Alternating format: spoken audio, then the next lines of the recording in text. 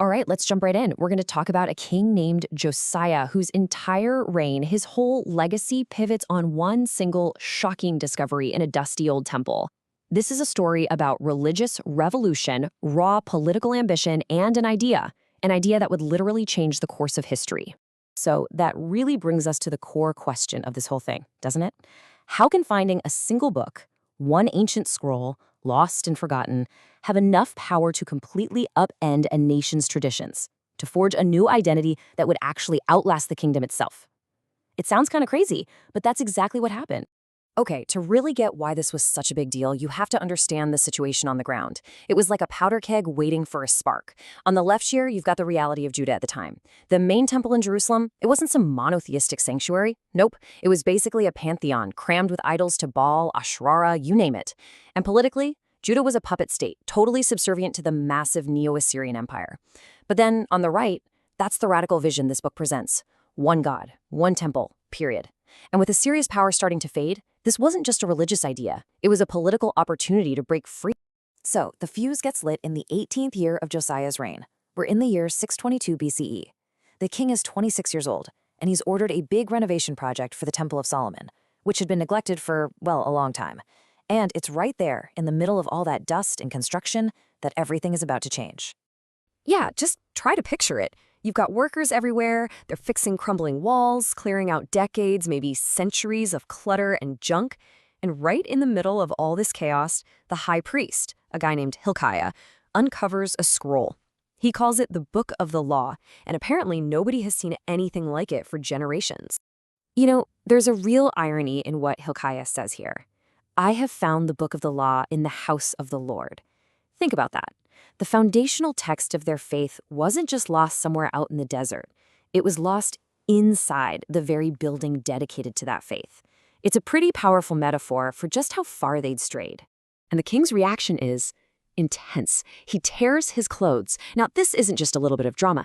In the ancient world, tearing your clothes was a sign of pure horror, of absolute panic. As the words from this scroll are read to him, and most scholars think this was the core of what we now call the Book of Deuteronomy, Josiah has this horrifying realization. He sees this massive, terrifying gap between what the law demands and how his people have actually been living. He gets it. They're cursed. So, totally freaked out, Josiah sends his top officials to a prophetess named Huldah to ask, "What do we do?" And her answer is just chilling. It sets up this central conflict for the rest of the story. You can see it here. For the nation of Judah, she says, it's over. Doom is coming. The reform is a good idea, but it's too little, too late. But then she gives Josiah this personal out. She says, because you are humble, you will die in peace. You won't have to see the disaster. This basically sets him on this heroic but seemingly hopeless quest. So, armed with this grim prophecy but also this divine mandate from the book, what does Josiah do? He doesn't just sit back and wait for the end. No way. He goes on the offensive. He unleashes one of the most systematic and, frankly, violent religious purges in all of history. I mean, just take a look at this list. This wasn't some cleanup job in a few small towns. All of this stuff was inside the main temple complex in Jerusalem. We're talking about sacred gear for the storm god Baal, a giant wooden pole for the goddess Asherah, even horses and chariots dedicated to the sun god, probably an Assyrian thing. The house of Yahweh had basically become a multi-god shrine. And this slide just perfectly shows the brutality of it all. Josiah didn't just, pack these things up and put them in storage. He completely annihilated them, burned to ashes, ground into dust, pulverized, and then he scattered the dust over common graves to make it so ritually impure that it could never, ever be used again. This was about total, permanent erasure. And one of the most disturbing practices that Josiah stamped out was the ritual of child sacrifice. This was happening at a place called Topheth, to a god named Molech. So Josiah defiles the site, probably by scattering human bones all over it, making it permanently unclean and unusable for any religious ritual ever again. It was a decisive end to a practice condemned in the very book he just found. And this is a really crucial point. This whole purge wasn't just about religion. It was deeply political. As the Assyrian Empire was getting weaker, Josiah saw his chance. He marched his army north into the territory of the former kingdom of Israel. When he destroyed the rival altar at Bethel, he wasn't just cleaning house, he was making a powerful statement. He was declaring himself the one true king of all the Israelite people, both north and south. And in doing so, he actually fulfilled an old prophecy that a king named Josiah would do that very thing. Okay, so after all that tearing down, it was time to build something new. Not new buildings, but a whole new national identity. And the entire reform really boiled down to two massive, game-changing ideas. First up, centralization. This was the theological bombshell of the whole movement. For centuries, people had worshipped Yahweh wherever they wanted, at local shrines, on hilltops, what they called high places. This new book said, nope, all of that is illegal now. From this moment on, all legitimate sacrifices could only happen in one place on earth, the temple in Jerusalem. This gave the king and the priests in Jerusalem an incredible amount of power. But this centralization plan had a real human cost. It created a serious problem. The book itself, Deuteronomy, seemed to promise that the priests from all those now closed rural shrines could just move to Jerusalem and keep working at the main altar.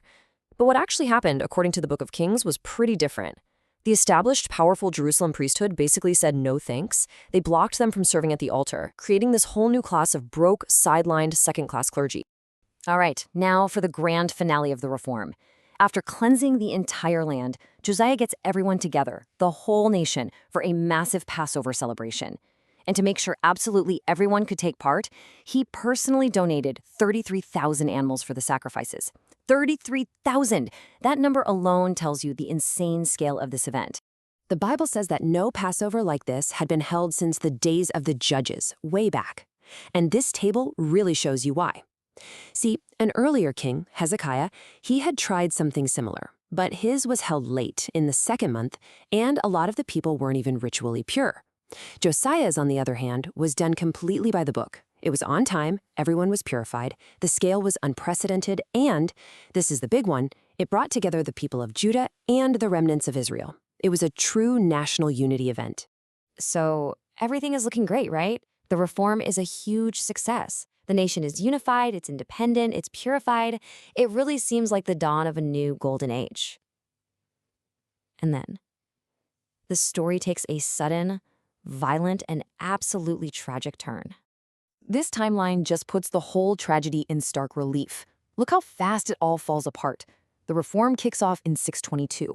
10 years later, Josiah's big gamble pays off when the Assyrian capital falls. He's on top of the world. But just 3 years after that, he's dead.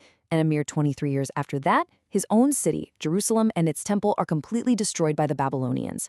That golden age was just gone in a flash. So what on earth happened?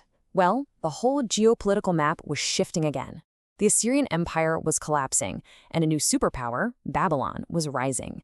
Egypt got nervous, so they marched their army north to try and prop up the last bits of Assyria. To do that, they had to go right through Josiah's kingdom. And for reasons we still debate today, maybe he was allied with Babylon, maybe he was just defending his new independence, Josiah decides to ride out and block the Egyptian army. The way the Book of Kings describes his death is just shockingly blunt. There's no heroic last stand, no glorious battle. It just says Pharaoh Necho saw him and killed him. That's it.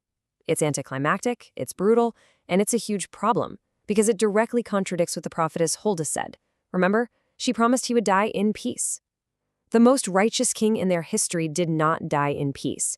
You can imagine the theological crisis this must have caused. So, with the perfect king dead and the nation on the brink of total destruction, it would be so easy to look back and say the whole reform was a complete failure. But its real legacy, its true impact, was something nobody could have seen coming. And that brings us to what's called the Deuteronomic paradox. How could the nation fall apart right after its most perfect king did everything by the book? The answer that the biblical writers eventually came up with was this: the sins of past generations were just too great to avoid physical destruction. The kingdom was doomed. But Josiah's reform had given the people something new, something that could survive. By putting a book at the absolute center of their identity, he created a kind of portable homeland.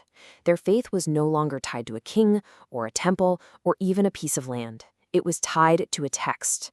He had forged them into a people of the book. So we end up right back where we started, with a big question. Josiah's revolution failed to save his kingdom from being destroyed. There's no doubt about that. But in the process, it forged a new text-based identity that has somehow managed to last for over 2,500 years. So, was it really a failure after all? That's the profound, complicated legacy of King Josiah's revolution.